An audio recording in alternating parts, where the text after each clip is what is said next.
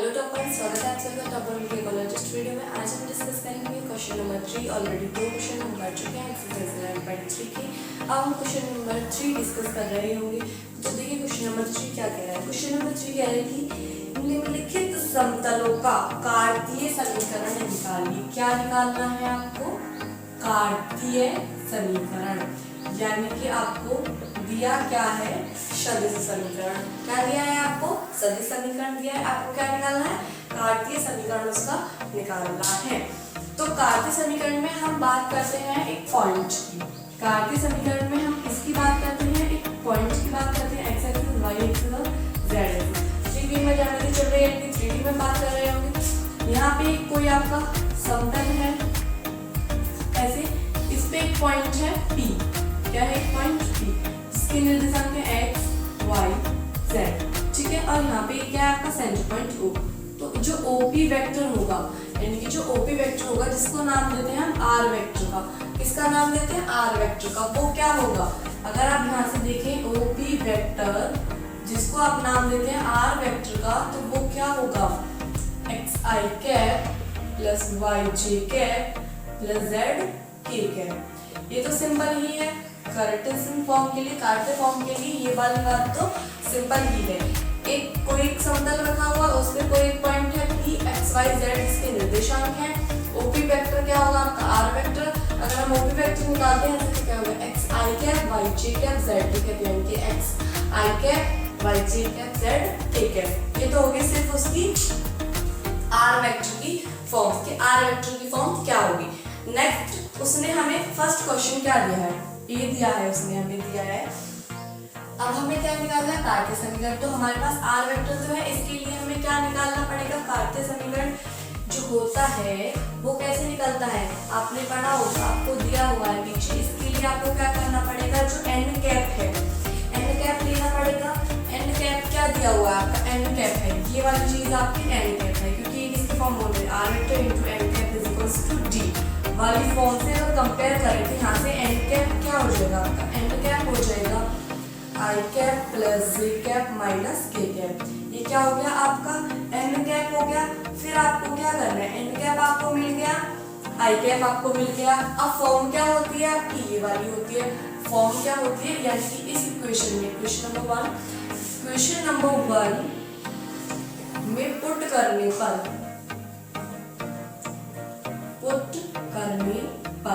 जब आप इसमें वैल्यू पुट करेंगे तो क्या हो जाएगा?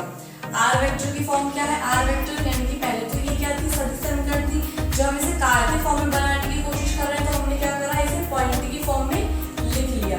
पॉइंट की फॉर्म में लिख लिया तो पॉइंट की फॉर्म में बनाना है तो ये वाली चीज हमें रखनी पड़ेगी ना, कि ये वाली। तो क्या पुट करेंगे हम? ये वाली चीज। तो क्या हो जाएगा? xi cap plus yj cap plus zk cap into n cap. n cap क्या है? i cap plus j cap minus k cap. जब आप इस वाली चीज को सॉल्व करेंगे तो क्या आएगा? i कैप के i कैप में मल्टीप्लाई हो जाएगी तो 1 x एज इट इज रहेगा। तो क्या हो जाएगा? x प्लस y की y तो सेम रहेगा, यहाँ पे इंटू में 1 है तो y की 1 में मल्टीप्लाई होगी y, और j कैप की j कैप में मल्टीप्लाई हो जाएगी तो 1 का हो जाएगा y। यहाँ पे क्या हो जाएगा? z इंटू यहाँ पे क्या है? -1 तो -1 की z में मल्टीप्लाई होगी तो -z। k कैप की k में होगी तो 1 तो क्या आ जाएगा? -z। तो ये क्या आ गई आपकी क्रिटिसिज्म फॉर्म। अब इक्वल्स टू में क्या होना चाहिए? g।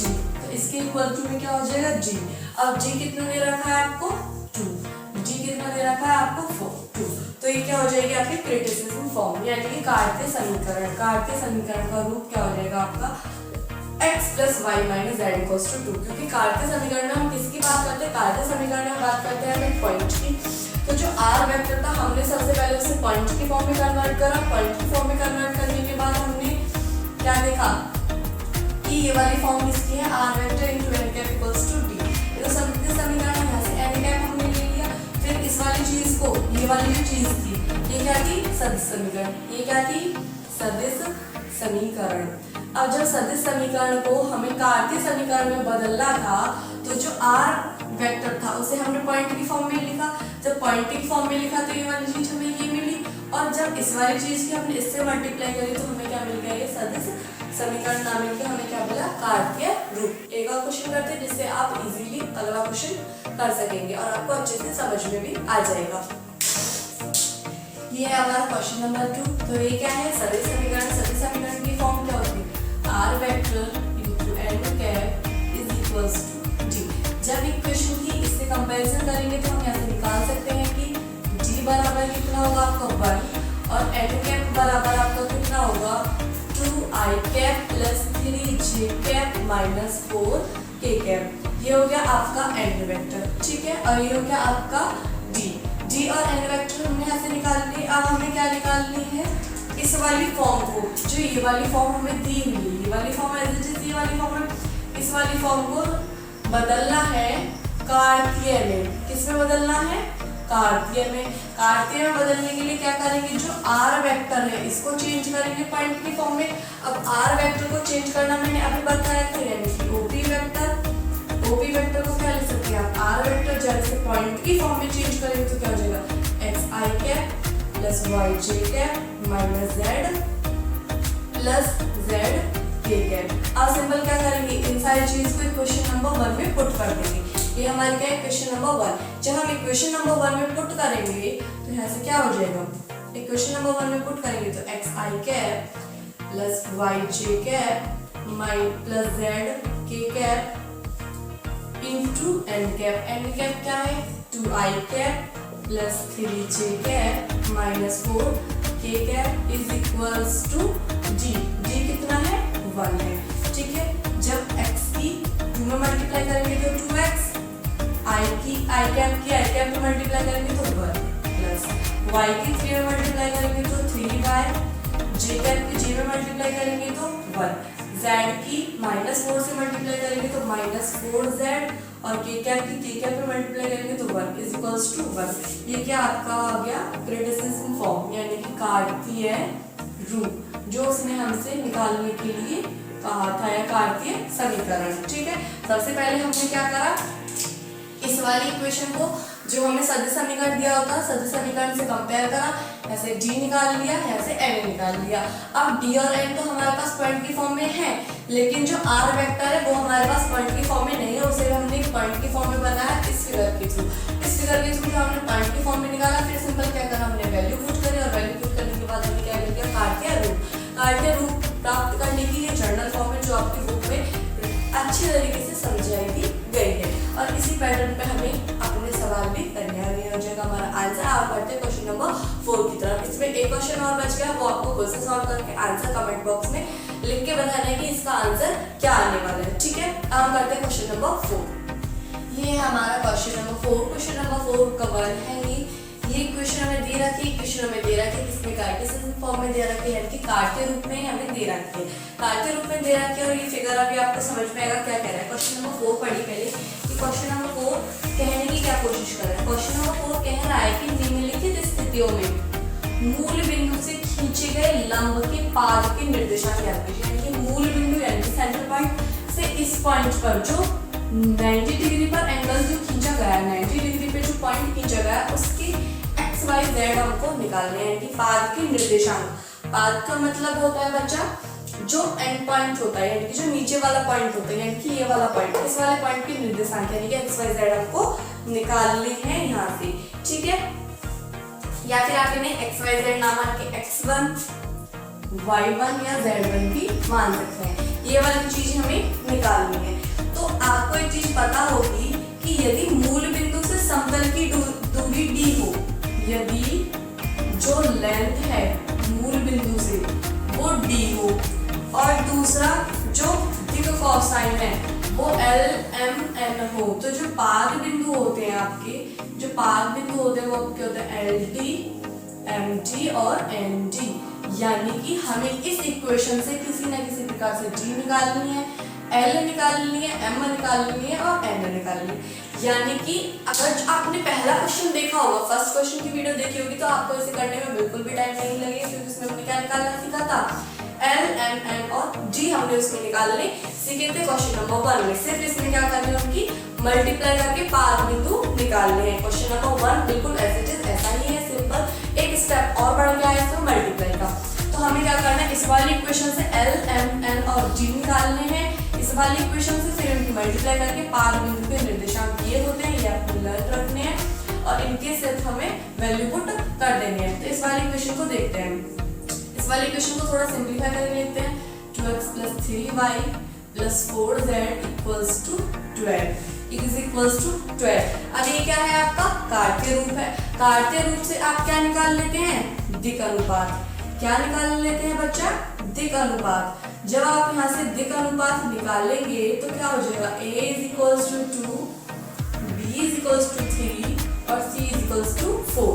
यहाँ से आपने दिक् अनुपात निकाले, जैसे क्वेश्चन नंबर 1 में निकाले थे। दिक् अनुपात निकालने के बाद क्या निकालना है आपको, L, M और N।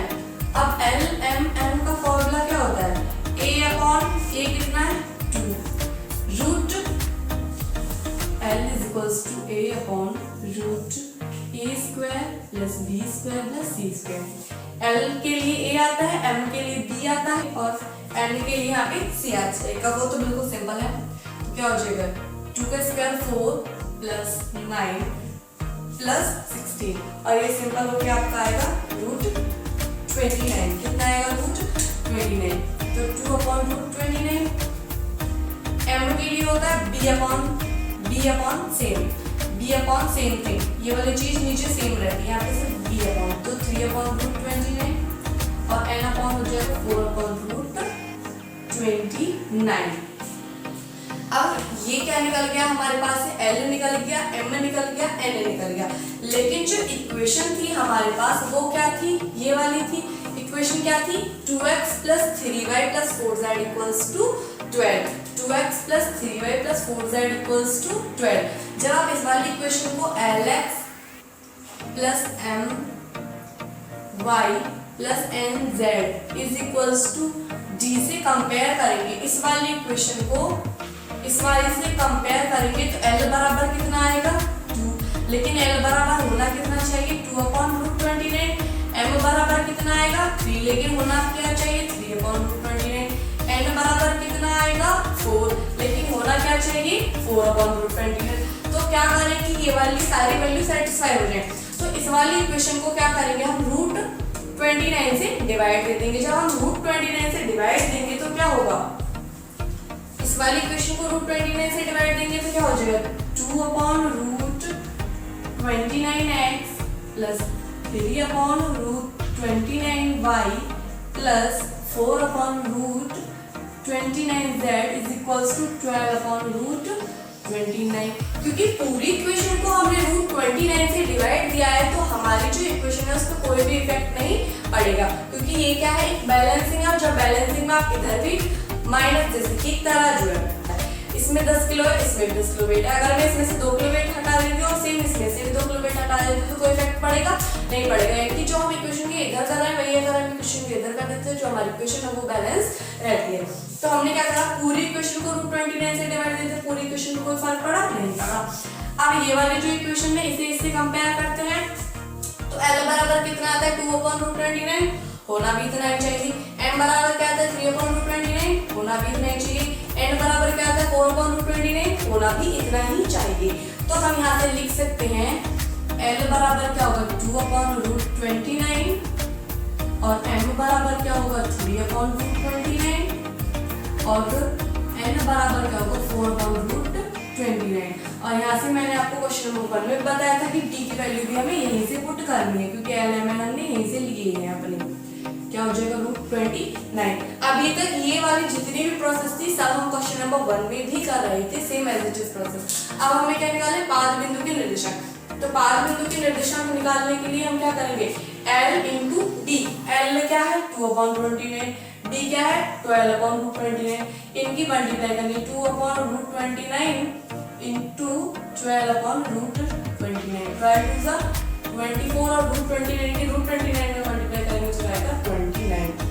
M × D, M × D, इनकी 12 36/29। रूट से रूट हट जाएगा। 12 4 48/√29 × √29 29। तो ये क्या हो जाएंगे, हमारे पाद बिंदु के निर्देशांक हो जाएंगे। सिंबल हमें क्या करना था, जैसे कि क्वेश्चन नंबर 1 करा था, सबसे पहले हमें क्या निकाल लेना है, एल एम एन और डी की फॉर्म निकाल लेनी है। वो किस प्रकार से निकालनी है, जो हमें इक्वेशन दी हुई है सबसे पहले हमें उससे क्या निकालना है, अधिक अनुपात निकालना है। अधिक अनुपात निकालने के बाद कोसाइन निकालनी है। फिर कोसाइन निकालने के बाद जो कोसाइन की फॉर्म होती है हमारी इक्वेशन की, जो कोसाइन की फॉर्म होती है, जो कि क्या होती है, क्रिटिसिज्म फॉर्म में होती है। ये भी कार्तीय रूप ही होता है और ये भी कार्तीय रूप है जो हमें दिया गया है, यानी कि दोनों को हम कंपेयर कर सकते हैं। जब कंपेयर करेंगे तो एल की वैल्यू यदि मैच कर रही है तो सिंपल एल एम एन की वैल्यू वही ले लेंगे, लेकिन यदि एल एम एन की वैल्यू मैच नहीं कर रही है तो हम क्या करेंगे, उन्हें मैच कराएंगे। मैच कराने के बाद एल एम एन और डी की वैल्यू यहाँ से निकालेंगे। फिर सिंपल हमें इनकी मल्टीप्लाई कर देंगे। आपको याद रखना एल टी एम डी और एन जी क्या होते हैं, पार्क बिंदु के निर्देशांक होते हैं, और वो हम यहाँ से निकाल सकते हैं और ये क्या हो जाएगा आपका आंसर। आपके लिए एक क्वेश्चन और कर लेते हैं, फिर 2 क्वेश्चन आपको कमेंट बॉक्स में आंसर करके बताने कि उनका आंसर क्या आता है। नेक्स्ट कर, तो ये क्वेश्चन नंबर 4 का 2। इसे सबसे पहले क्या करना है, एक सिंपल फॉर्म में लिखना है। सिंपल फॉर्म में लिखने के लिए यहाँ पे x नहीं है, यानी कि x के इनटू में क्या है 0 plus 3y plus 4z equals to 6। ये क्या होगी, क्रिटिसिज्म फॉर्म होगी। यहाँ से क्या निकालना है आपको, विकल्पात निकालेंगे तो a बराबर 0, b बराबर 3 और c बराबर 4। ऐसे द्विघानुपात हमने निकाल दिया। द्विघानुपात निकालने के बाद हमें यहाँ से क्या निकालने, कोसाइन निकालने। कोसाइन निकालने के लिए l is equals to a upon root a square plus b square plus c square. तो क्या हो जाएगा 0 अपॉन रूट 0 प्लस 9 प्लस 16, यानी कि 0 अपॉन रूट 25, यानी कि 0 upon 5 is equals to 0। l बराबर क्या आ गया 0। m बराबर सेम निकालना है, b अपॉन सेम यानी कि रूट 25। अब b कितना है आपका 3 अपॉन 5। n निकालना है तो 4 अपॉन 5, क्योंकि ये क्या होता है c अपॉन रूट 25। c क्या है आपका 4। हमने यहाँ से क्या निकाल ली, l m n हमने यहाँ से निकाल लिया। अब हमें क्या करना है, lx plus my plus nz equals to d, जो कि कार्तीय समीकरण की एक फॉर्म है, उससे अपनी जो कार्तीय समीकरण हमें दी हुई है उससे कंपैरिजन करना है, यानी कि ये वाली जो l बराबर 0 है, l बराबर क्या है 0, तो l बराबर 0 ही है यहाँ पे भी, ठीक है। m बराबर कितना है 3/5, लेकिन यहाँ पे कितना है 3, मैच नहीं कर रहा। n बराबर कितना है 4/5, लेकिन इसके हिसाब से कितना है 4, मैच कर रहा है नहीं कर रहा। तो हम क्या करेंगे, इसे पूरी इक्वेशन को 5 से डिवाइड कर देंगे। जब पूरी इक्वेशन को 5 से डिवाइड देंगे तो जो इक्वेशन होगी वो क्या हो जाएगी, 0 को 5 से डिवाइड देंगे तो 0 ही रहेगा। नेक्स्ट 3 को 5 से डिवाइड देंगे तो 3/5y हो जाएगा, प्लस 4 को 5 से डिवाइड देंगे तो 4/5z इक्वल्स टू 6/5, क्योंकि पूरी इक्वेशन को डिवाइड किया तो पूरा का पूरा जो d है वो भी आपका इक्वेशन से डिवाइड होगा। अब l की वैल्यू क्या होनी चाहिए 0 ही है, m की वैल्यू क्या होनी चाहिए 3/5 ही है, n की वैल्यू क्या होनी चाहिए 4/5 है, 4/5 है। इस वाली इक्वेशन को जब इससे कंपैरिजन करते हैं तो सारी वैल्यूज क्या होती है, सेटिस्फाइड होती है। यानी कि यहाँ से हम निकाल लेंगे l बराबर 0, m बराबर 3/5 और n बराबर 4/5। फिर यहीं से हमें d की वैल्यू निकालनी 6/5। अब जो पार्क बिंदु के निर्देशांक होते हैं वो मैंने बताया था क्या होते हैं, LT, MT और NG, ठीक है। अब हम पार्क बिंदु के निर्देशांक कैसे निकालेंगे, L की d में मल्टीप्लाई करेंगे 0 आएगा, m की d में मल्टीप्लाई करेंगे 3/5 की 6/5 में मल्टीप्लाई करेंगे तो क्या आएगा 18/25। n की d में मल्टीप्लाई करेंगे तो 6 4 जा 24/25, और ये क्या हो जाएंगे आपके पार्क बिंदु के निर्देशांक। आई होप कि आपको अच्छे से क्वेश्चन समझ में आ गया होगा कि क्वेश्चन कहने की क्या कोशिश कर रहा है। सबसे पहले आपको L, M, N और D निकालना है क्वेश्चन नंबर 1 की तरह। क्वेश्चन नंबर 1 के बाद फिर आपको सिर्फ उनकी मल्टीप्लाई करके पार्क बिंदु के निर्देशांक यहाँ पे निकाल देने हैं। अगर वीडियो अच्छी लगे तो वीडियो को प्लीज लाइक करें, कमेंट करें और शेयर करें। Thank you so much.